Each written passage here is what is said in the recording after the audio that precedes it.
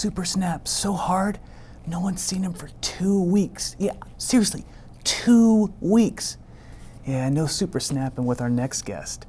Although I've heard some rumors about a kayak, bourbon, and apparently she wraps herself in like an electric blanket in the winter so she can still sit in it.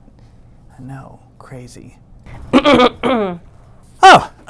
Yes, well, hi, welcome to another show of me and My Reactor, the show sponsored by Biosynthetic Technologies. Today's guest is Mrs. Julie Austin, who is a synthesis chemist in the BT R&D group. Julie, wait, what is that? Well, Matt. Whoa. It's Dr. Creek. But more importantly, what is that? Well, Dr. Creek, this is my reactor. It's my bigger reactor than your reactor, apparently.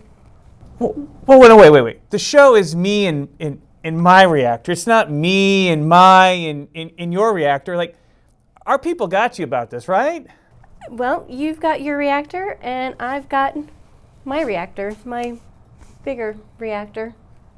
Oh, man, I think I need to find a new assistant or something. This is... All right. It's okay. It's okay. It's a very nice, large reactor. So, what are you and your reactor here to talk about today? We are here to talk to you about a platform of chemicals that we've developed called estolides that are bringing a more sustainable future your way. A more sustainable future. Okay.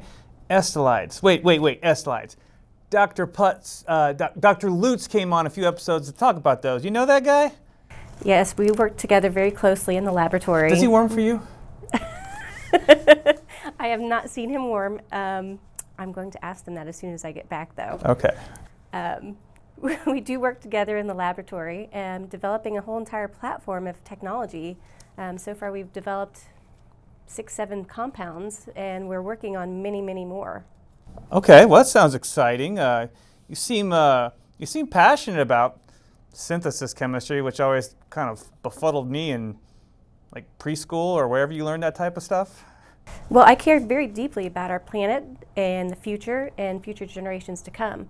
And so I really enjoy working on materials that are very green. You're talking about materials that are very non-toxic, non-bioaccumulative. They check off all the boxes on what you would want for something that you're going to use or put on your skin or use in your household. So any top secret stuff you can talk about coming out of those BT R&D labs? You know that we can't talk about top secret stuff. No cool new dance moves? No cool new dance moves. I can tell you about some of the materials that we have developed, though. Okay. We have a series of lubricants of various viscosities that can be used pretty much anywhere that a petroleum-based product can be used. However, our materials are, like I said, they're sustainable and they're biodegradable. They check off all those boxes. All right, so you're making a lot of big claims about your estolides being safe and environmentally friendly, but you got any information or data or test methodology that can really prove that to me? Actually, I do. We have taken our materials through a series of OECD tests. The 301B is the test that we use for biodegradability, and our material does pass that test. Like by 5% biodegradation or something like that? A lot higher than that. We're talking above 75%. Oh, wow, that's a big number. Big reactor, big number. All right, so they eventually biodegrade in the environment, but while they're biodegrading, are they toxic or are they dangerous to species out there? Actually, our materials pass for toxicity also. We've run the ecotoxicity OECD test 201, 202, 203, and 209, and they pass even at 1,000 parts per million in the environment. All right, so you say they're non-toxic, but what about things like mercury? I know they can build up in fish where they bioaccumulate. Any chance of estolides doing that as well? Actually, no. We've actually run that one too. That's the OECD 305 for bioaccumulation. So when you look at it, these materials have a great PBT profile. So they're not persistent, they're not bioaccumulative, and they're not toxic. So green, green, and green. Okay. Well, that's some good test data. I have to argue that's very fair. But I mean, there's got to be more to sustainability than just clicking a couple test boxes. how do you prove you truly are sustainable for our environment or our world? Well, now you're talking about the life cycle assessment, which we've actually done that too. We've done an independent study with the Gujarat University, our manufacturing site, and a private independent lab. So life cycle assessment, LCA, what's that entitling? That is basically taking something where you look at the ability for it to grow, to harvest, to transport, to manufacture, all the way from basically the smallest plant to full production. And what kind of things are you looking at? You're looking at carbon dioxide, sulfur oxides, nitrogen oxides, and total dissolved solids in water. All right, so chemicals that can impact the environment. What'd you find? I'm curious. We're actually carbon negative from cradle to crate.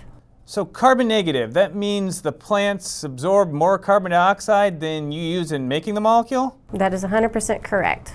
All right, so that's good for maybe global warming implications, climate change, but what about like in India where these plants grow? I mean, are you cutting down rainforest? Are you displacing people from their homes? Can people get enough food to eat if you're planting castor? No, so they're actually grown in a very semi-arid environment. There's not a lot of things that want to grow there. This isn't a place where hardy vegetation grows, so you're actually not taking food out of people's mouths.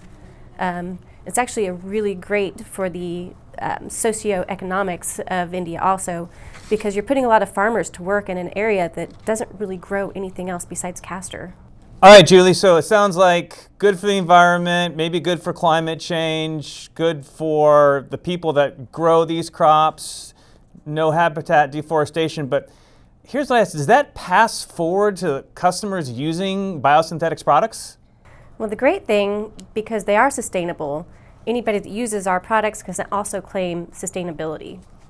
Well, Julie, I think that's great for biosynthetic customers, but when are those customers going to see this technology? I mean, when in the future do we get to finally play with these molecules? Actually, the future is here now. These materials have been commercialized. If you are interested in using these products, all you have to do is contact us and let us know. We'll make sure to work with you so that you can get them. So, like, who might be using them?